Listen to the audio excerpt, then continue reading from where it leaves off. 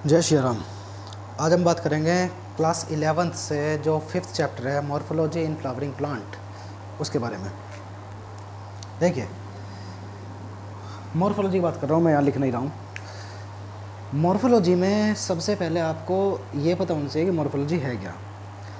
External structure की जो study होती है हम उसको बोल सकते हैं मॉर्फोलॉजी, और इसमें वर्ड लगा हुआ है इन फ्लावरिंग प्लांट, यानी कि फ्लावरिंग प्लांट की जो मॉर्फोलॉजी है उसकी स्टडी को हम बोल सकते हैं morphology in flowering plant. Chapter का मतलब हुआ ये, इस चैप्टर में आपको प्लांट में देखने को आपको सबसे पहले क्या मिलता है। देखिए, रूट दिखती है आपको, स्टेम दिखता है, लीफ दिखती है, फ्लावर दिखता है, फ्रूट दिखता है, सीड दिखता है। तो ये मॉर्फोलॉजिकल कैरेक्टर्स हुए या मॉर्फोलॉजिकल स्ट्रक्चर हुए। इन्हीं स्ट्रक्चर को आपको इस चैप्टर में पढ़ना होगा, ठीक है। तो सबसे पहले बात करते हैं रूट की। रूट को जानने से पहले आपको एक सीड के बारे में पता होना चाहिए। पहले मैं आपको सीड के बारे में बताता हूँ। अगर आप ये सीड देखते हैं, ये सीड का कवर हुआ, सीड कवर, ओके। आपने बहुत सारे लोगों ने देखा होगा, चने को जब उबाल देते हैं तो उबालने के बाद अगर चने का छिलका उतार देंगे तो उसके अंदर से दो इस तरह की स्ट्रक्चर निकलती है, बराबर है ना। और वो स्ट्रक्चर जो होती है वो यहाँ पे इस तरीके से जुड़ती है। ध्यान देना कभी, ये स्ट्रक्चर और ये स्ट्रक्चर, ठीक है। तो सीड के अंदर ये जो स्ट्रक्चर दिख रही है, ये जहाँ पे ये दोनों स्ट्रक्चर इस पे जुड़ रही है, ये होता है सीड के अंदर एम्ब्रियो, और ये स्ट्रक्चर को बोलते हैं हम कोटिलेडन। खैर अभी उसकी बात नहीं है, हम इसकी बात करेंगे इस एम्ब्रियो की। अगर मैं इस एम्ब्रियो को बाहर निकाल दूँ तो ये इसके बारे में थोड़ी सी जानकारी अच्छे से प्राप्त कर लेंगे। ये यहाँ पे ये दोनों चीज़ जुड़ रही है, तो जहाँ पे ये चीज़ जुड़ती है उससे निचले वाला हिस्सा जो होता है वो होता है हाइपोकोटाइल, और इससे ऊपर वाला हिस्सा होता है इपिकोटाइल। अब हाइपोकोटाइल का जो टर्मिनल पार्ट है, बिल्कुल लास्ट वाला जो पार्ट है, ये इसे बोलते हैं हम रेडिकल, और इपिकोटाइल का जो लास्ट वाला पार्ट है ये इसे बोलते हैं प्ल्यूमोल। क्लियर हो गई ये बात। तो जब भी आप किसी सीड को शो करते हैं, बोते हैं, जर्मिनेट करवाते हैं, तो सबसे पहले सीड में जो रूट निकलेगी वो रूट इसी स्ट्रक्चर से निकलती है। ये जो एम्ब्रियो है, एम्ब्रियो का सबसे निचले वाला हिस्सा रेडिकल, तो रेडिकल से ही रूट नीचे की डायरेक्शन में मूव करती है। तो हम रूट को कह सकते हैं, रूट रेडिकल का ही डायरेक्ट इलोंगेशन है। रेडिकल इलोंगेट कर गया डाउनवर्ड, यानी कि ग्रेविटी की डायरेक्शन में, उसी को हम बोलते हैं रूट। वहीं जो एक प्ल्यूमूल होता है, प्ल्यूमूल ग्रेविटी के अगेंस्ट यानी कि ऊपर की डायरेक्शन में मूव करता है, उसको हम बोलते हैं शूट। यानी कि धरती के ऊपर वाला हिस्सा यहाँ पे हो गया है शूट, और धरती से नीचे वाला हिस्सा हो गया आपका रूट। अब रूट किसका डायरेक्ट इलोंगेशन है? रेडिकल का, ठीक है। ये बात आप याद रखें, इससे आगे की बात करते हैं। चलिए, एक होती है टैप रूट। टैप रूट, अगर कोई रूट रेडिकल से निकल रही है तो उसे बोल लेंगे, कहाँ से निकल रही है? रेडिकल से, तो वो टैप रूट। अगर प्लांट की रूट इस रेडिकल को छोड़ करके किसी भी हिस्से से निकलती है तो उसे हम बोलते हैं एडवेंशियस रूट।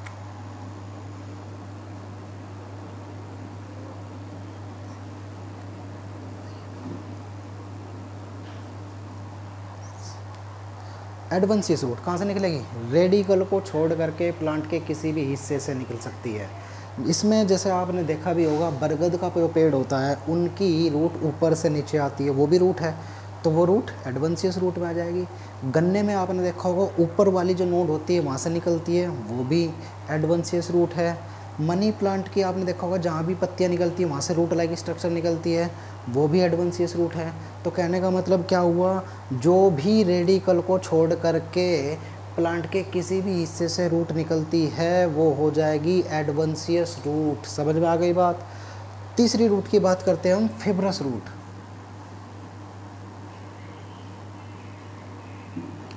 फिब्रस रूट देखिए, यहाँ पे मान लीजिए ये ग्राउंड और ये प्लांट की ये लोअर नोड कहाँ किसे बोलते हैं? जहाँ से कोई पत्ती निकल रही हो, कोई ब्रांच निकल रही हो, है ना।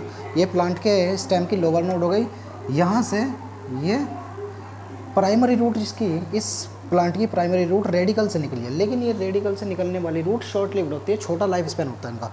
तो छोटा लाइफ स्पैन होने के बाद वजह से ये थोड़े ही दिनों में ख़त्म हो जाती है, और ख़त्म होने के बाद जो ये प्लांट की लोअर नोड है, इससे कुछ बंच निकलते हैं रूट के, हेयर लाइक बंच निकलते हैं। इन्हीं रूट को हम बोल देते हैं फिब्रस रूट। क्या बताया है?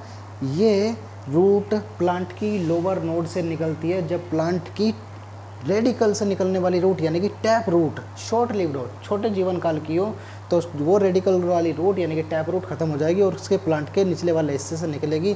उन रूट को बोलते हैं फिब्रस रूट। अगर आपने गेहूं का पौधा उखाड़ करके देखा है तो वहाँ पे आपको फिब्रस रूट ही देखने को मिलती है। तो 3 तरह की रूट हमने बताई है आपको, टैप रूट, एडवेंशियस रूट और फिब्रस रूट। ठीक है, ये बात हुई है अभी रूट के बारे में। अभी हम बात बताएंगे इसकी रूट का फंक्शन क्या है। फिलहाल रूट का function,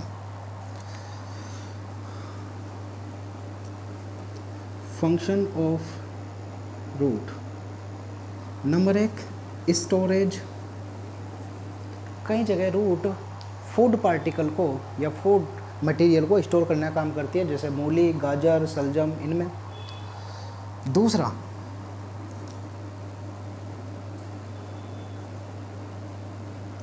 absorption of water and minerals. Root का काम क्या होता है? वाटर और मिनरल को एब्जॉर्ब करना। तीसरा,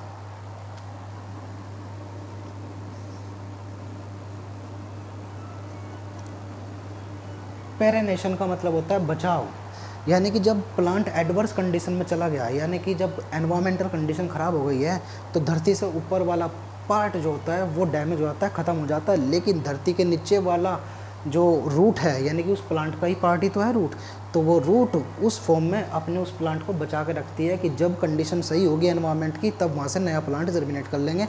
ऐसा ही आप देखने को मिलता है ग्रास में। घास जो होता है उसमें क्या होता है, ये रूट पेरेनेशन का काम करती है। जब आप उसके ऊपर से चलने फिरने लग जाते हैं, कुछ दिनों तक वहाँ पर काम करते हैं, तो ऊपर का घास जो है डैमेज हो जाता है, ख़त्म हो जाता है। लेकिन जैसे ही वहाँ पे आप ह्यूमन एक्टिविटी बंद कर देंगे और पानी की अवेलेबिलिटी हो जाएगी, तो वहाँ से नया घास उगने लगता है। क्यों? क्योंकि ज़मीन के अंदर उस घास की जो रूट है वो पेरेनेशन यानी कि प्रोटेक्शन के लिए चली गई है, जिसका नाम हम कह सकते हैं पेरेनेशन, यानी कि प्रोटेक्शन करने का भी काम है रूट का। चौथा काम हो जाएगा एंकोरेज।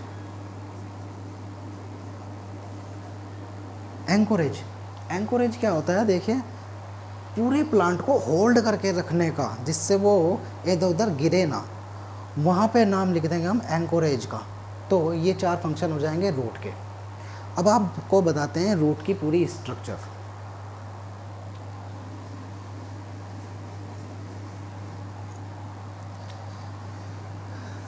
ये सपोज करिए आपका ग्राउंड हो गया, ये रेडिकल से निकलने वाली है पहली, ये रूट हो गई। रेडिकल का डायरेक्ट इलोंगेशन है। तो जो रूट की टिप होती है, ये पहले ये जो पहला डायरेक्ट इलोंगेशन हुआ है, सीड के जो निचला हिस्सा था रेडिकल से निकलने वाला पार्ट जो पहला निकला है, वो हुआ है प्राइमरी रूट। प्राइमरी रूट 1 के ऊपर ये डिग्री का साइन बनाते हुए प्राइमरी, सेकेंडरी, टर्शियरी इस तरह से लिखते हैं। तो प्राइमरी रूट हो गई है। रूट का जो निचले वाला हिस्सा होता है वो उससे बोलते हैं रूट टिप।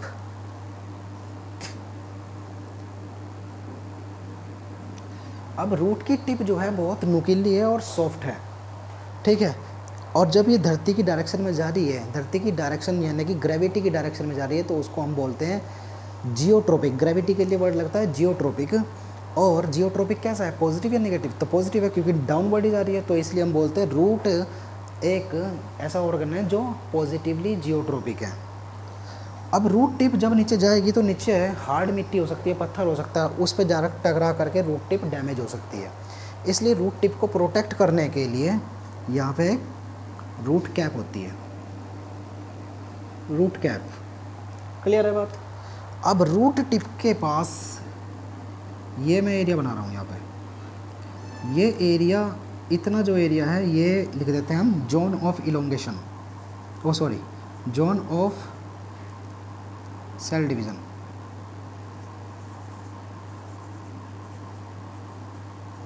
या इसे सेल डिवीज़न की जगह मेरिस्टेमेटिक टिश्यू बोलते हैं।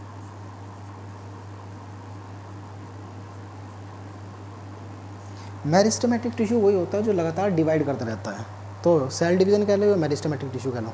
तो यहाँ पे रूट की टिप के पास एक ऐसा जोन होता है जहाँ पे नई नई सेल बनती रहती है और रूट लगातार ग्रोथ करती है डाउनवर्ड डायरेक्शन में।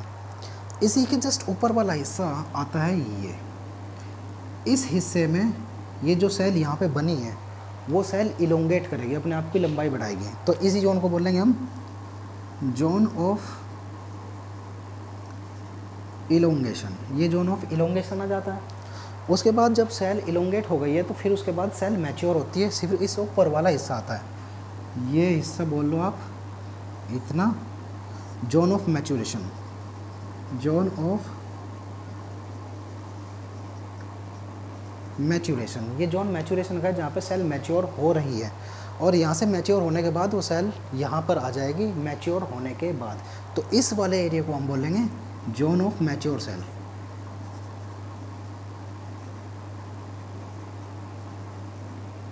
ये जोन ऑफ मैच्योर सेल हो गई है। अब आपको पता है रूट जो होती है उसकी बहुत सारी ब्रांचेस भी होती है। ये प्राइमरी रूट है, प्राइमरी रूट के इस वाले से ध्यान रखना, जोन ऑफ मैच्योर या जोन ऑफ मैच्योरेशन वाले हिस्से से इस प्राइमरी रूट की एक ब्रांच और निकलती है, ये समझ लो आप, जो एक और ब्रांच निकलेगी, और वो ब्रांच कहाँ होगी, जोन ऑफ मैच्योरेशन वाले एरिया में। तो इसको हम बोल देंगे कौन सी, सेकेंडरी रूट।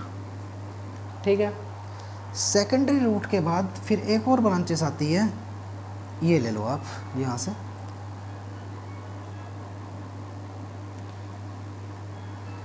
इसे बोल देंगे हम tertiary root. Tertiary root clear है। टर्शियरी रूट के बाद एक और ब्रांचेस आ सकती है, इसे बोल देंगे हम रूटलेट। रूटलेट, बस इससे ज़्यादा ब्रांचेस नहीं होती। प्राइमरी रूट की एक ब्रांच निकल सकती है, सेकेंडरी रूट के ऊपर भी एक ब्रांच हो सकती है, टर्शियरी रूट के ऊपर भी एक और ब्रांच हो सकती है, रूटलेट। उसके बाद नहीं होता। एक बात और ख़ास बात कि जो ये जोन ऑफ मैच्योरेशन है, यहीं पे ही इनके ये हेयर लाइक स्ट्रक्चर मिलते हैं। वही hair like structure secondary root पे भी मिलेंगे आपको, वही हेयर लाइक स्ट्रक्चर आपको टर्शियरी रूट पे भी मिलेंगे, और वही हेयर लाइक स्ट्रक्चर आपको और कहीं नहीं। अब ये मत बोल देना कि रूटलेट पे मिलते हैं। रूटलेट पे ये हेयर लाइक स्ट्रक्चर जिसे आप रूट हेयर बोलते हैं वहाँ नहीं मिलते हैं। तो ये रूट हेयर कहाँ मिलते हैं, एक तो प्राइमरी रूट के जोन ऑफ मैच्योरेशन वाले एरिया में, एक सेकेंडरी रूट के ऊपर, एक टर्शियरी रूट के ऊपर, रूटलेट के ऊपर नहीं। तो ये क्या होगा, रूट हेयर। रूट हेयर ये यूनिसेलुलर स्ट्रक्चर, ये भी याद रखने वाली बात है कि ये एक ही सेल के होते हैं और इनका जो लाइफ स्पैन होता है वो 1 वीक होता है। 1 हफ्ते तक ये ज़िंदा रहते हैं, मरते रहते हैं और नए नए बनते रहते हैं। काम क्या है आपको पता है, रूट हेयर का काम ही होता है वाटर को एब्जॉर्ब करना। ठीक है, ये इस तरीके से रूट की स्ट्रक्चर हो जाती है। अब आपको यहाँ पे ये भी बता दें कि रूट कैप जो होती है वो जो टेरेस्ट्रियल प्लांट है यानी कि ज़मीन में उगने वाले प्लांट हैं उनके पास रूट कैप है, लेकिन जो पानी वाले प्लांट है जो पानी में ग्रोथ करते हैं अपनी, वहाँ पे रूट कैप की जगह रूट पॉकेट मिलती है, अलग से एक स्ट्रक्चर मिलती है रूट पॉकेट। ये रूट की बातें आपको समझ में आ गई होगी। रूट के मैंने टाइप भी बताए हैं, एक फिब्रस रूट, एक एडवेंशियस रूट और एक टैप रूट। अब आप रूट के मॉडिफिकेशन की बात करेंगे।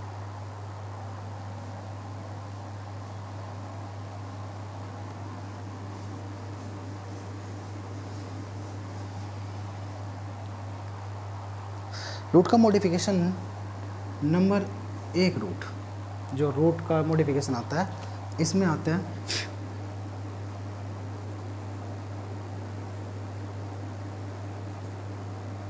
नेपिफॉर्म रूट। नेपिफॉर्म रूट मॉडिफिकेशन है। नेपिफॉर्म रूट ऊपर से भी और नीचे से भी टैपर होती है। ठीक है, यहाँ से पत्ती होंगी।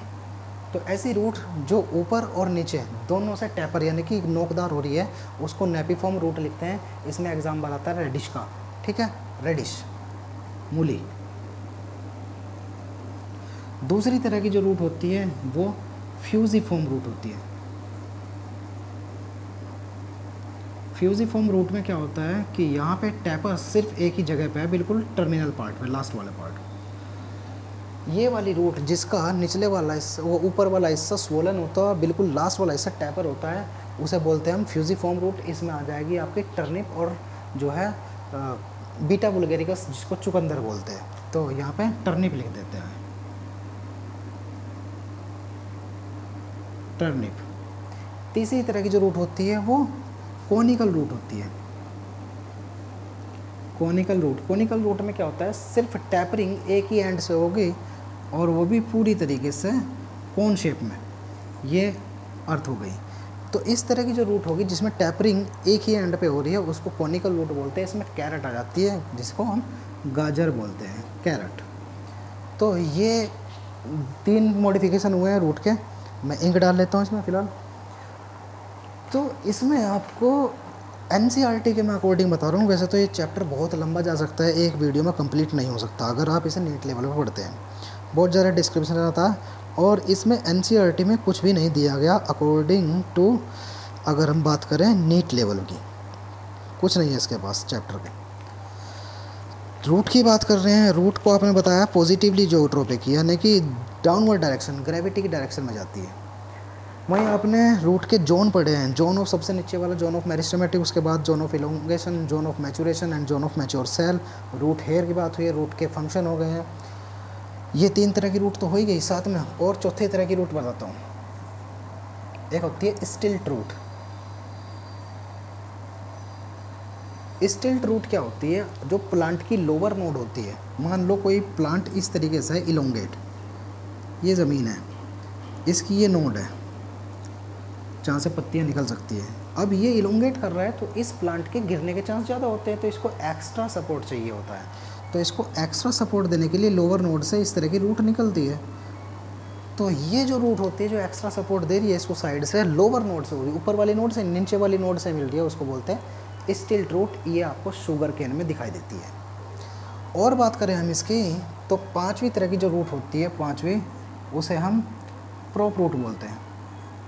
प्रॉप रूट कौन सी होती है, जैसे ये कोई प्लांट है, भारी भरकम प्लांट है, ठीक है, और ये ज़मीन है, तो ये प्लांट भारी भरकम होने की वजह से ये अपने आप को पूरा नहीं अपने आप को संभाल सकता है, इसलिए ऊपर से कुछ रूट निकल के आती है। जब बरगद में आपने देखा है, फाइनली वो ज़मीन को टच करते हैं और ज़मीन को टच करने के बाद वो वहाँ से एब्जॉर्ब करते हैं वाटर को, और की सेकेंडरी ग्रोथ यानी कि चौड़ाई भी बढ़नी शुरू हो जाती है और इस तरह से पिलर का काम करती है। प्रोप का मतलब ही पिलर होता है, तो जो पिलर की तरह से काम करेगी रूट वो होती है प्रोप रूट। ये इसका एग्जांपल बैनियान ट्री यानी कि बरगद का पेड़।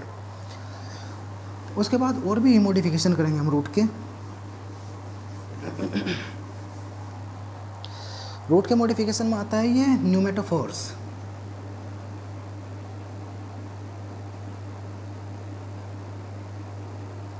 न्यूमेटोफोर्स क्या होते हैं, देखिए, कुछ प्लांट मार्शी एरिया में उगते हैं, दलदली एरिया में उगते हैं। मान लीजिए ये वो प्लांट है जो दलदली एरिया में उग रहा है, ठीक है।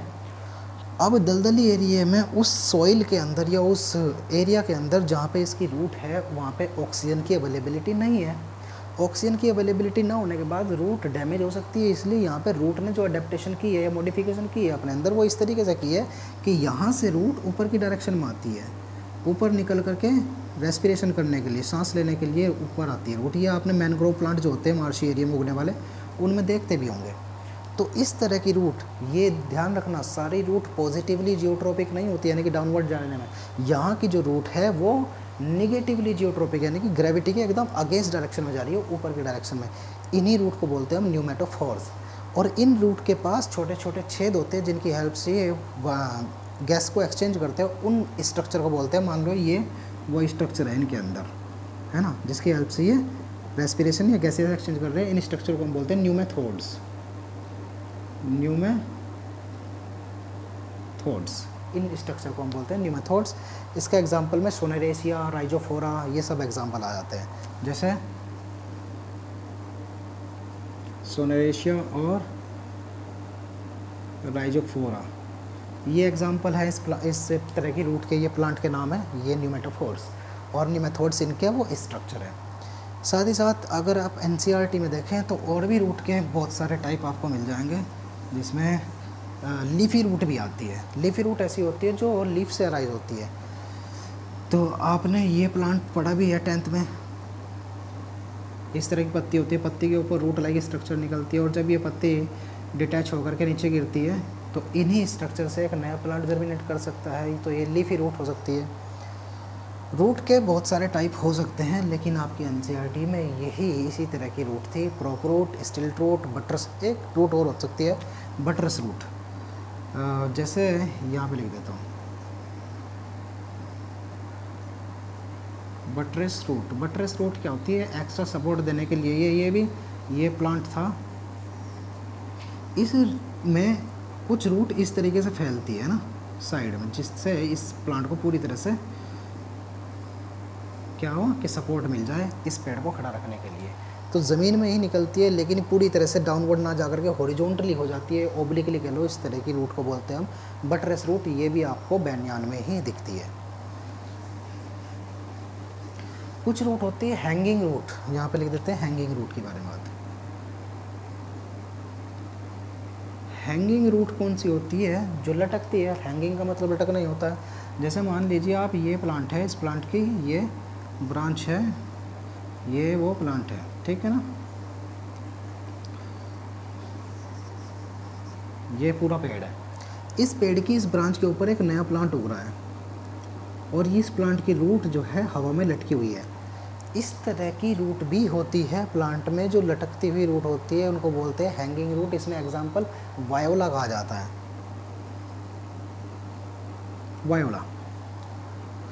और इन रूट के पास, अब आप ये सोचें कि ये रूट पानी कहाँ से लेती है। आपको पता है कि ये आपके एटमॉस्फेयर में वाटर वेपर प्रेजेंट है, ह्यूमिडिटी है, तो उसी ह्यूमिडिटी को एब्जॉर्ब करती है ये रूट। और इन रूट के पास होता है एक टिश्यू, जिस टिश्यू की हेल्प से ये उसको एब्जॉर्ब कर सकती है, और उस टिश्यू को वेलामेन टिश्यू बोलते हैं, वेलामेन टिश्यू, ठीक है।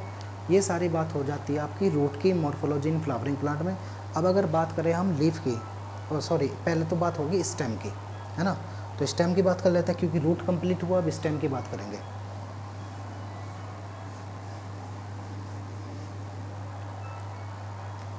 स्टेम, अब स्टेम है क्या? आप कह देंगे stem is the part of plant which are found above the ground. ये कह सकते हैं, धरती से ऊपर मिलने वाले पार्ट को हम रूट स्टेम बोल सकते हैं, लेकिन ये ठीक नहीं है। हम ये बोलेंगे स्टेम की जो प्रॉपर्टी होती है वो नोड और इंटरनोड होती है। नोड और internode is the characteristic feature of the stem. अब नोड और इंटरनोड क्या होती है, मैं आपको यहाँ बताता हूँ।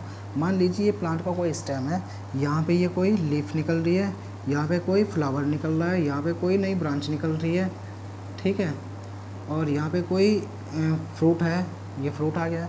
तो जहाँ से भी पेड़ की कोई ब्रांच निकलेगी, फूल निकलेगा, फ्रूट निकलेगा, लीफ निकलेगी, उस जगह को हम बोलते हैं नोड।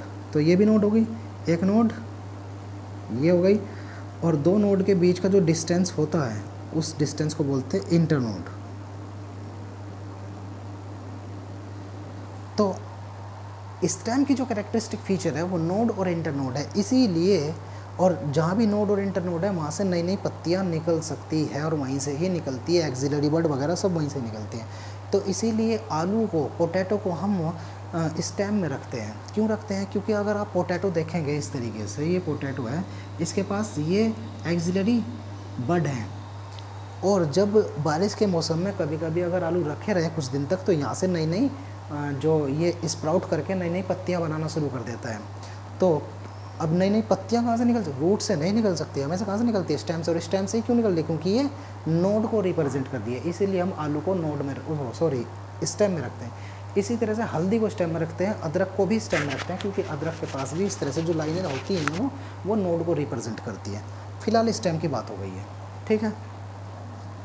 स्टेम की अगर बात करें तो स्टेम के मॉडिफिकेशन भी आते हैं। एक तो होते हैं underground stem.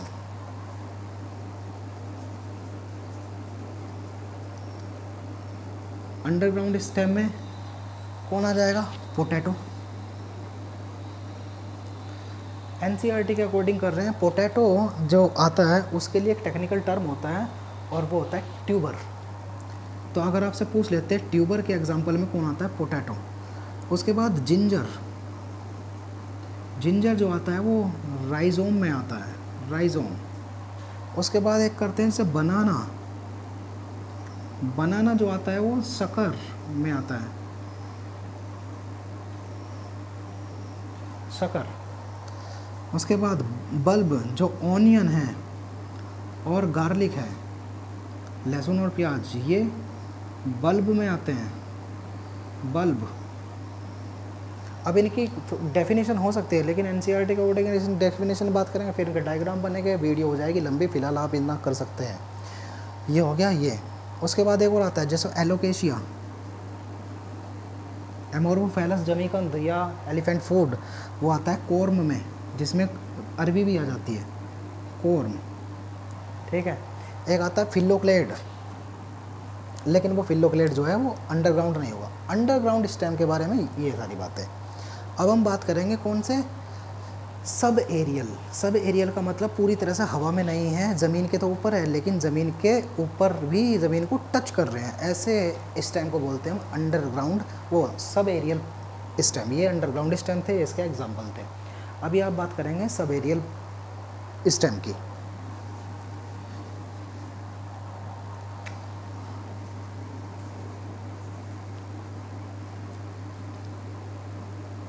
Sub aerial stem जो होते हैं वो कैसे होते हैं, देखिए मान लीजिए ये कोई लैंड है या ज़मीन है, इसके ऊपर है, जैसे आपने देखा होगा ये घास जो होता है, जो ग्रास होता है, डूब ग्रास बोलते हैं इसको आप, है ना, ये चलता है। इसकी एक ब्रांच जो होती है वो इस तरह से भी होती है, और जहाँ पे इसकी ब्रांच की नोड होती है, उस नोड से जैसे ही ज़मीन को टच करती है तो इस तरह से वहाँ पे रूटिंग निकल जाती है और ऊपर से शूटिंग हो जाएगी, यहाँ से भी एक नया प्लांट, फिर इसकी एक ब्रांच रन करेगी, फिर जहाँ भी नोड होगी वहाँ से रूट, फिर एक ब्रांच पौधा निकल जाएगा, फिर एक ब्रांच ऐसे करेगी, ये रूट निकल जाएगी, ये इस तरह से।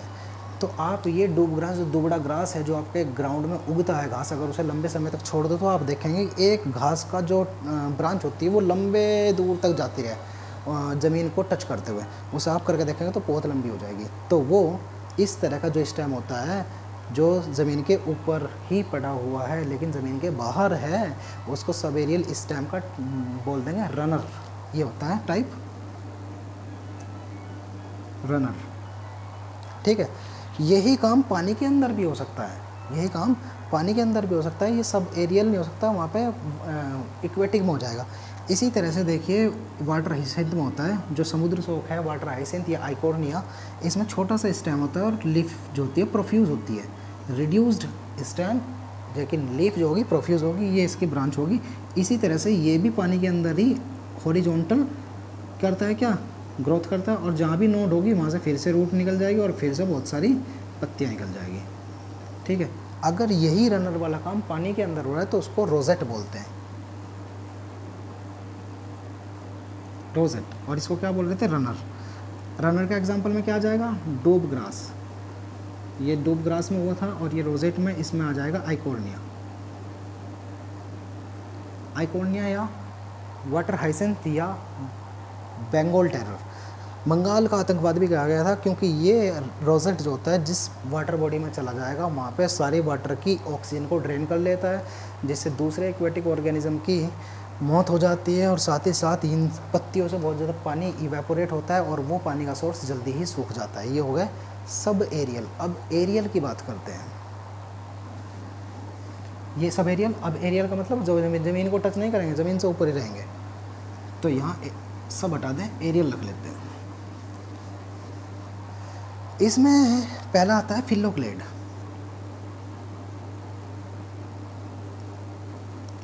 फिलोक्लेड में क्या होता है, इस प्लांट में जो स्टेम होता है और उसकी जो पत्तियाँ होती है ये एरिड रीजन में रहते हैं, यानी कि सूखे मैदानों में रहते हैं और वहाँ पे पानी की कमी होती है, इसलिए पानी को बचाने के लिए यहाँ पे लीफ तो कांटों में कन्वर्ट हो जाती है और पत्तियों का काम करना जो होता है वो स्टेम करता है, तो स्टेम हो जाता है ग्रीन, बाकी इसके ऊपर ये हो जाती हैं कांटे, जैसे आप कैक्टस में देखते भी हैं। तो इस तरह का प्लांट जहाँ पे लीफ थॉर्न्स में कन्वर्ट हो गई है, स्पाइन्स में कन्वर्ट हो गई है, और मेन फंक्शन जो पत्तियों का था वो स्टेम करता है। आपने देखा होगा कैक्टस में जो स्टेम होता है वो हरे रंग का होता है, तो फोटोसिंथेसिस परफॉर्म करने के लिए ऐसा स्टेम बोला जाता है फिलोक्लेड। कई जगह स्टेम में दूसरी बात भी आती है, ये टेंड्रिल।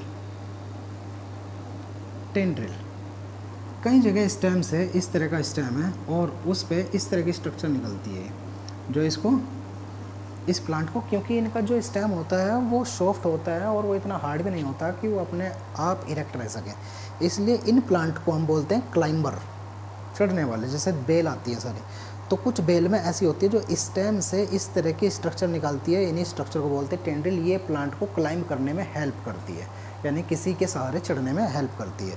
ये हो गया टेंड्रिल। तीसरा एक और आता है थॉर्न। थॉर्न किसी प्लांट में क्या होता है कि जहाँ भी लीफ होती है, जैसे ये प्लांट है और ये लीफ है इसके अंदर, कुछ प्लांट में स्टेम से लीफ जो होती है, लीफ स्टेम से लीफ भी निकलती है, लेकिन लीफ के जो एक्सिल में ये कांटे की तरह की स्ट्रक्चर मिलेगी, ये इस तरीके की, ये इन्हें हम बोल देते हैं थॉर्न। हर एक लीफ के एक्सिल में कांटे की तरह की स्ट्रक्चर वुडी जो होगी, वुडी लकड़ी वाली होगी, उस स्ट्रक्चर को हम बोलते हैं थॉर्न। तो कई जगह स्टेम थॉर्न में भी कन्वर्ट होता है। थॉर्न का काम क्या है, देखो यहाँ तो पता चल गया इसका काम क्या है कि ये इसको प्लांट को क्लाइंब करने में हेल्प करता है। यहाँ पे ये क्या काम करता है, ये फोटोसिंथेसिस कर रहा है। यहाँ पे ये थॉर्न का काम क्या है, इन प्लांट ने अपने आप को प्रोटेक्ट करने के लिए अपने अंदर से ये थॉर्न विकसित किए हैं, अडेप्ट किए हैं, जिससे इनको हर्बीवोरस एनिमल खा ना सके इन प्लांट को, क्योंकि प्लांट को हर्बीवोरस एनिमल खा लेते हैं। तो लेकिन अगर ये कांटे रखेंगे तो हर्बीवोरस जो एनिमल होते हैं वो नहीं खा पाएंगे इनको। तो थॉर्न एक प्रोटेक्टिव स्ट्रक्चर भी है। ये होगा एरियल स्टेम। ये बात आ गई समझ में। अब हम इस रूट हो गई है, स्टेम हो गया है, उसके बाद हम लीव कर रहे हैं। देखो यहाँ पर बहुत डिटेल में नहीं जा रहे हैं, लेकिन अगर आपकी कोई भी डिटेल है, किसी भी इस दुनिया की कोई भी पत्ती लेकर के कोई भी परेशानी है, आप कमेंट में या जैसे भी करें मुझे आप भेज दें, मैं आपको उसका टाइप और उसका एक्सप्लेनेशन बता दूंगा। इतना पॉसिबल नहीं है कि एक वीडियो में इतना पूरा चैप्टर ख़त्म हो जाए, लेकिन हाँ एक रफली आइडिया आपको पूरे चैप्टर को एनसीईआरटी से पढ़ने का जो पूरा रफली आइडिया है वो पूरा मिल जाएगा आपको इन चीज़ों से। ठीक है, ये हो गया। अब हम बात करेंगे लीफ की।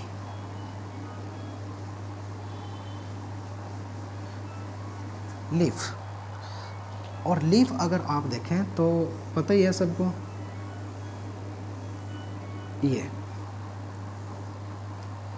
ये लीफ है। इस पूरे को हम बोलते हैं लीफ ब्लेड, जो फोटोसिंथेटिक ऑर्गन है। लीफ एक फोटोसिंथेटिक ऑर्गन है। लीफ ब्लेड या लीफ लैमिना भी कह सकते हैं। लीफ लैमिना, लीफ के अंदर लीफ जिस स्ट्रक्चर से स्टेम के साथ जुड़ी होती है उसको हम बोलते हैं पेटियोल। ये पेटियोल हुआ। हमेशा पेटियोल और लीफ के बीच में ये एक बड मिलती है जहाँ से नई ब्रांच पैदा हो सकती है। तो इस बड को हम बोलते हैं एक्सिलरी बड। एक्सिलरी बड, हर एक लीफ के एक्सिल में एक्सिलरी बड मिलती है। अब ये जो पेटियोल है यहीं से ही फूड मटेरियल या वाटर की सप्लाई होती है, यानी कि इसके अंदर वैस्कुलर बंडल है, और ये लीफ के अंदर जो बीचों बीच लाइन जा रही है यहाँ से, इसको हम बोलते हैं मिड रिब। ये मिड रिब होती है।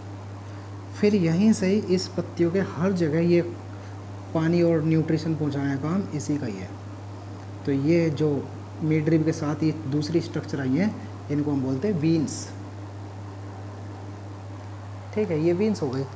अगर हम बात करें कि यहाँ पे यहीं पे कंफर्म हो जाएगा एक चीज़, लीफ की अगर हम बात करें तो ये एक ऐसी लीफ है जो रेटिकुलेट वेनेशन मिलती है। रेटिकुलेट वेनेशन, पहले वेनेशन की बात करता हूँ मैं। ये वेनेशन क्या है? वेनेशन का मतलब होता है arrangement of veins in the leaf.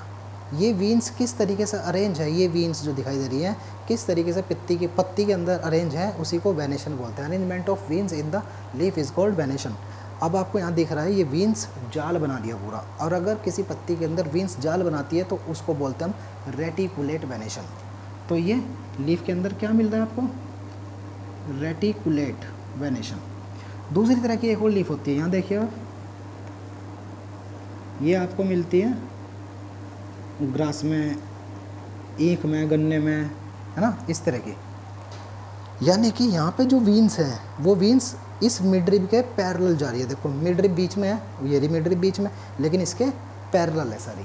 अगर वीन्स पैरेलल है यहाँ पे, अब किसके पैरेलल है? मिड रिब के। या फिर ये वीन्स मिड रिब के पैरेलल ना होकर के अपने ही पैरेलल भी हो सकती है। ये सारी देखो वीन्स यहाँ अपने ही पैरेलल है, ये आपको बनाना में दिखाई देता है। तो इस तरह से जो वीन्स का अरेंजमेंट है ये दो तरह का, ये पैरेलल है इसलिए इनको पैरेलल वेनेशन बोलते हैं। और यहाँ पे मैं आपको बता दूँ रेटिकुलेट वेनेशन जो एग्जांपल में आता है, रेटिकुलेट वेनेशन को ज़्यादातर डाइकोट प्लांट आते हैं, ज़्यादातर एक आधा एक्सेप्शन छोड़ करके सब reticulate venation is the example of dicot, whereas the parallel venation is the example of monocot. ये बात हो गई है लीफ की। अब आप बात करें हम कि वीन्स में ये अरेंजमेंट हो गया है, अब पत्ती के हम टाइप करते हैं। टाइप्स कितनी तरह की होती है पत्तियाँ? वेनेशन तो हो गया आपका। अब यहाँ पे हम बात करेंगे पत्ती की। अब देखिए आप मान लीजिए पत्ती है, इसे हम बोलते हैं सिंपल लीफ, जिसमें ये सब कुछ है ना। लेकिन during the course of evolution, जैसे जैसे विकास हो रहा है, इवोल्यूशन हो रहा है, तो कुछ पत्तियाँ आपको ऐसे भी दिखती हैं जिनमें ये इस तरह की स्ट्रक्चर मिलती है ना। ये इस तरह की स्ट्रक्चर क्या दिखा रही है कि ये अंदर की तरफ कोई कट लगता जा रहा है, इधर से भी कट लग रहा है वो, लेकिन किस डायरेक्शन में? देखिए इस डायरेक्शन में, इस डायरेक्शन में, इस डायरेक्शन में, तो मिड रिब की तरफ को कट लग रहा है। तो धीरे धीरे धीरे धीरे ये करते करते ये पत्ती इस तरह से कन्वर्ट हो चुकी है। अब ये पूरी ये हो गई, ये पूरी ये हो गई, ये हो गई, ये यहाँ से, ये यहाँ से, तो ये पत्ती इस तरह से अरेंज हो चुकी है।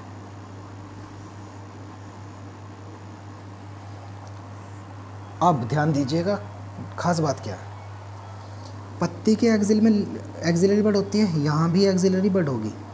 ये सिंपल लीफ थी, अब ये हो गई कंपाउंड लीफ, ये कंपाउंड लीफ हो चुकी है। और कंपाउंड लीफ में जो ये लीफ लाइक स्ट्रक्चर है, जैसे नीम में है और टैमरिंड यानी कि इमली में मिलता है, इसी तरह से इनको आप बोलते हैं लीफ ना बोल करके लीफलेट बोलते हैं आप इसको। और लीफलेट के एक्सिल में कोई इस तरह की बड लाइक स्ट्रक्चर नहीं मिलती। बड लाइक स्ट्रक्चर सिर्फ पत्ती के एक्सिल में मिलेगी, चाहे वो पत्ती सिंपल हो, ये भी सिंपल ही है अभी तक, जब तक ये इंसिजन मिड रिब तक नहीं पहुंचता और ये पत्ती कई सारे पार्ट में डिवाइड नहीं हो जाती, तब तक ये पत्ती सिंपल रहेगी। जैसे पार्ट्स में डिवाइड हो जाएगी तब ये कंपाउंड लीफ हो जाएगी। कंपाउंड लीफ में ये लीफ लाइक स्ट्रक्चर जो होंगी ये इन्हें बोला जाएगा लीफलेट। और ये बीच में जो अभी तक क्या था, मिड रिब था, ये अभी तक, इसे मिड रिब ना कह करके अब इसको रैकिस बोला जाएगा, ये रैकिस हो जाता है। ठीक है, इस तरह से ये कंपाउंड लीफ, ये सिंपल लीफ। अब ये तो जो लीफ बनी है ये कैसी बनी है, जिसका जो कट लग रहा था वो मिड रिब की तरफ को लग रहा था, इसलिए इस तरह की लीफ बनी। इस लीफ को हम बोलते हैं pinnately compound, pinnately compound leaf. एक तरह की और लीफ होती है, मान लीजिए फिर से ये एक लीफ थी, है ना, और ये, लेकिन इसके ऊपर भी कट लगने शुरू हुए जैसे भी इवोल्यूशन हो रहा है, लेकिन वो जो कट लग रहे हैं, इंसिजन लग रहे हैं, वो इस बार मिड रिब की तरफ को नहीं। देखिए ये मान लीजिए ये कट इस तरीके से लगने शुरू हुआ है,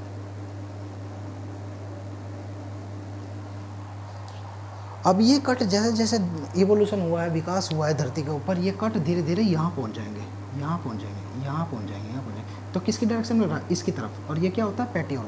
अगर कट पेटियोल की तरफ हो तो ये बाद में जब इवोल्यूशन हो चुका है तो ये पत्तियाँ कुछ इस तरह की हो चुकी है, इस तरह की लीफ हो चुकी है। किस तरह की है, पाम की तरह की है, इसलिए इस कंपाउंड लीफ को बोलते हैं palmately compound.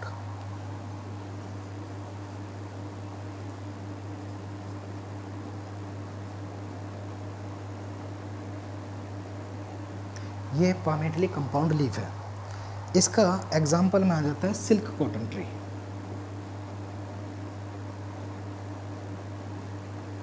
Silk cotton tree इसमें आ जाएगा। साथ ही साथ अब ये टाइप हो गए हैं लीफ के, इसमें आपका और क्या आता है, सिंपल लीफ हो गई, कंपाउंड लीफ हो गई, वेनेशन हो गया है, पिन्नेटली कंपाउंड, पामेटली कंपाउंड।